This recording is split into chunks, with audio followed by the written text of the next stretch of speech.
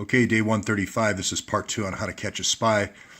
I've talked about Hillary in the past giving weapons to Muslim Brotherhood with stingers and sarin gas and so forth, and where that leads and how things get out of control. Today there was another release by the CIA and WikiLeaks for Vault 7, where these cyber tools, cyber weapons, really $100 billion worth, have gotten out from the intelligence community to the hacker world, the Awan brothers of the world. And it's especially dangerous when you have the support and backing of someone like a Gulen, and I'll get to that in his organization. But we're talking about this Trump server hack. They try to make it look like the Trump server was communicating to Russian banks, but then there was this third interloper here, which was this Spectrum Health. So I called on Franklin Feor, F-E-O-R, to give me the source IP address from Spectrum Health. But usually what happens is you use a third email address to mail information back about what this Trojan is finding on the network, what servers it's finding, what usernames it's finding, what ports that are open, what it's finding. So there's this traffic back and forth to the interloper, right? So we've been drilling down on this. And as I said before, I believed it was for Loretta Lynch doing this FISA request and trying to convince these three judges. You only need to convince one judge to deny a FISA request, I believe, because otherwise it would take too long to convene the court. But if it got denied, which I believe it did in June, you would have to go to this three-person court of review, they call it. And since all three are Clinton appointees, but I think all you need is two to get the warrant, and that's what I believe happened through the Department of Justice. Okay, so drilling down here, I talked a little bit earlier about how this Suboxone is really deadlier and more addictive than heroin. So I talked about kind of how the government Pakistan is moving toward that. They are all up in arms. The UN, the group about that monitors this in the UN, is recommending this move to Suboxone. It's really kind of a legalized heroin. And what I don't like about that is when you have people like Fethullah Gulen, who has, he's $25 billion drug empire, really. It's bad when you start mixing drug empires with health, because there's this natural inclination to try to legalize an illegal drug trade. And a lot of their advertisements, there's just this push, the Suboxone. They have people come in for an hour of counsel, and then they charge the insurance companies quite a bit of money for that. And a lot of times the discussions aren't very productive. So I'm obviously I've talked about Dr. Muzaffar Awan, who's the strongest proponent in the U.S. of Gulen, and he's a doctor, psychiatrist as well. What I just don't want to see is psychiatrists starting to prescribe the youth of America, hey, Suboxone is the way to go. Now, regarding the hack or whatever, I found this doctor. It was actually sent in by a researcher, Dr. Hassan Awan, who is from Spectrum Health. He studied in Waterloo, Iowa, I believe, and so he still has a Spectrum email address, and now he's in Grand Rapids.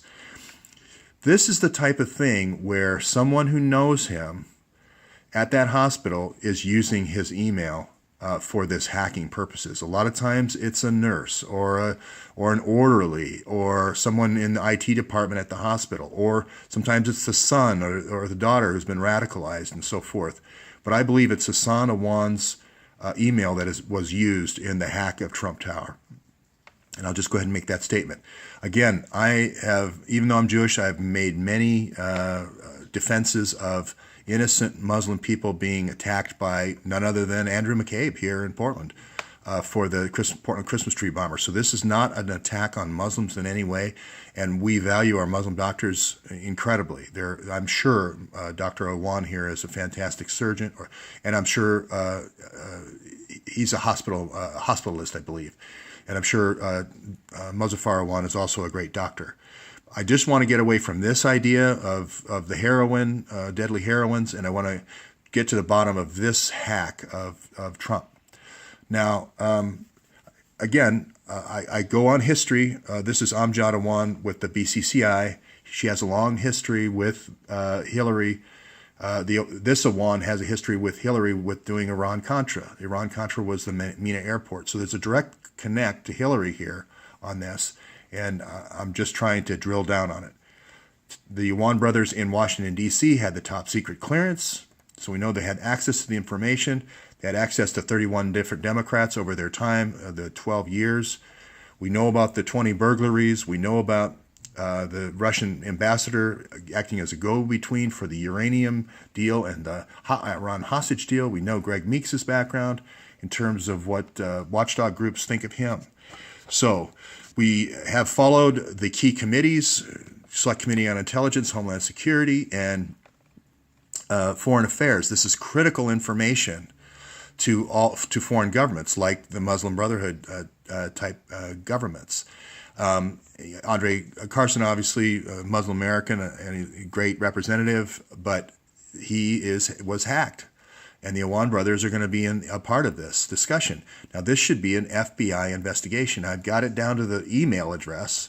I still can't get the source IP address, but I think you're going to find this information.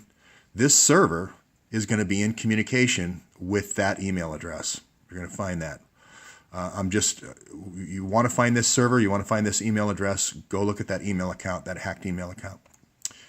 So I'm going to just go ahead and make that statement right now.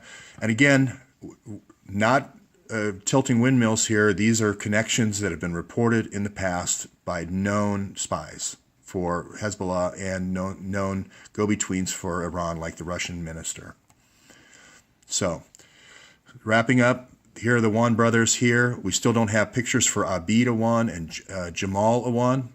We do have the financial anomalies that I pointed out 3 times, 2.5 to 3 times earnings.